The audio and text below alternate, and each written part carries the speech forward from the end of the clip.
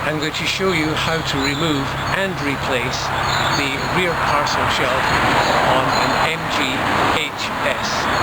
It took me an awfully long time to work out how to do it. First of all, you need to pull the top towards you, lower it a little bit and let it slide back. First of all, pull the rear parcel shelf towards the back of the car a few inches, lift it up on top of the clip. Next, grab both ends of the bar that is attached to the car, pull the ends inwards and lift up. To replace the unit, first of all, slide the sliding unit forward by about an inch and put this lug in that slot. Makes it so much easier. Okay, your hand is blocking the view.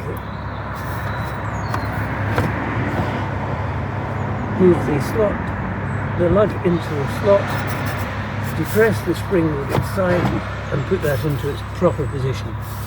Now move to the other side